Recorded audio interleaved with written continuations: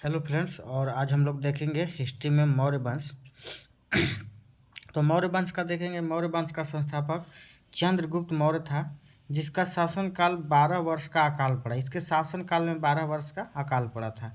जैन धर्म का अनुयायी था मौर्य वंश। चंद्रगुप्त मौर्य जैन धर्म को मानता था, और चंद्रगुप्त मौर्य का पुत्र बिंदुसार था, और बिंदुसार का पुत्र अशोक था जो बौद्ध धर्म को मानता था, और बिंदुसार आजीविक धर्म को मानता था। आजीविक धर्म का संस्थापक मोगलीपुत्र गोसाल थे, और इनका जो चंद्रगुप्त मौर्य था उसका संलेखना विधि भद्रबाहु कर्नाटक श्रवणबेलगोला में प्राण का त्याग हुआ था।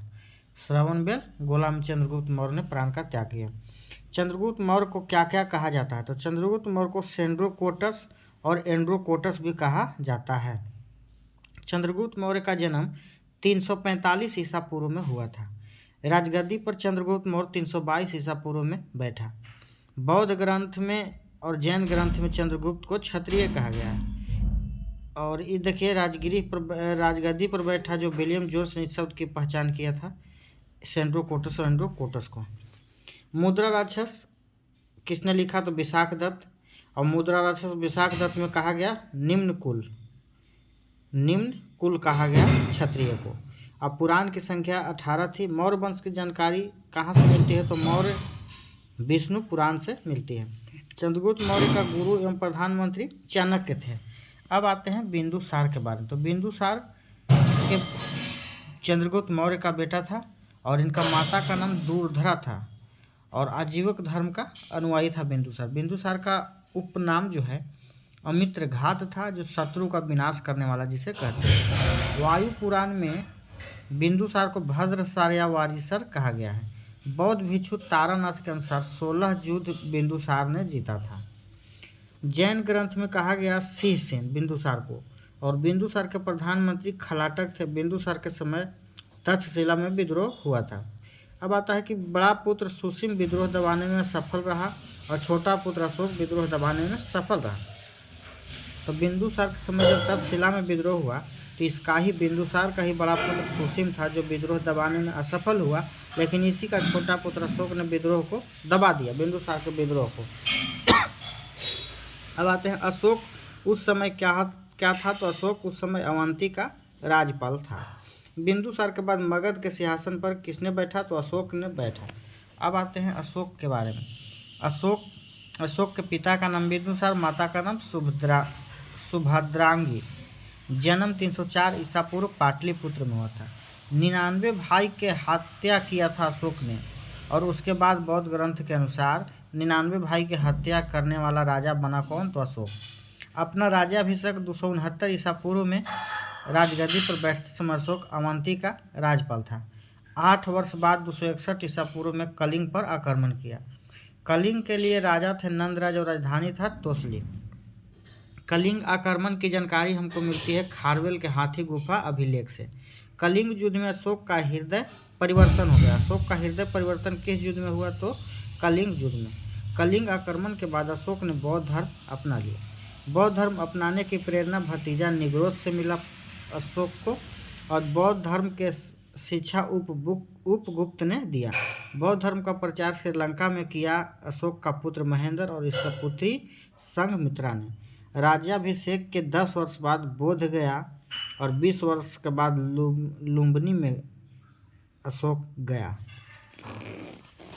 अब आते हैं अभिलेखों के अध्ययन को हम एपिग्राफी कहते हैं। अब आते हैं अभिलेख के बारे में जानकारी। तो अभिलेख 3 प्रकार के थे: शिलालेख, स्तंभलेख और गुफालेख। शिलालेख जो चट्टान पर लिखा जाता था, इनकी संख्या 14 थी, और 7वां शिलालेख सबसे बड़ा था, और 13वां शिलालेख कलिंग के युद्ध की जानकारी देता है। पहला शिलालेख पशु बलि की निंदा किया गया। स्तंभलेख पिलर का होता है, स्तंभ पर होता है, जिसकी संख्या 7 थी। गुफा या गुहालेख जिसे कहते हैं तीसरा है। अब अशोक का नाम अशोक किस अभिलेख से मिला? तो अशोक का नाम अशोक हमको मास्की अभिलेख, गुर्जरा अभिलेख, नेटुर अभिलेख और उदय गोलन अभिलेख से मिला। मगध के सम्राट अशोक की जानकारी किस अभिलेख से मिलती है? तो मगध के सम्राट अशोक की जानकारी हमको भाबरू स्तंभलेख से मिलता है। रानी का अभिलेख क्या है? कौशाम्बी अभिलेख। रानी का अभिलेख को कौशाम्बी अभिलेख कहते हैं। इनकी पत्नी करुवकी ने लिखा था। स्तंभलेख की संख्या 7 है, 6 स्थान से प्राप्त हुआ है।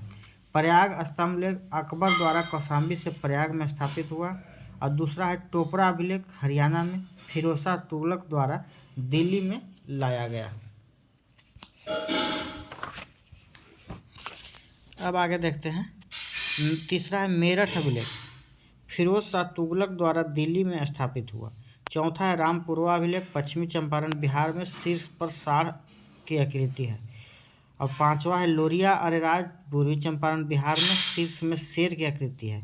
और छठा है आपका लोरिया नंदनगढ़, ये भी पश्चिमी चंपारण में है बिहार में, ऊपर सिंह की, इसके ऊपर सिंह की आकृति है।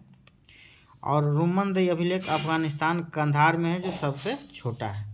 अब आते हैं गुफा लेख या गुहा लेख। अशोक आजीवक संप्रदाय के लोग गया के बराबर की पहाड़ी में 4 गुफा देखा। कर्ण, चोपड़ा, सुदामा, विश्व झोपड़ी दान में दे दी।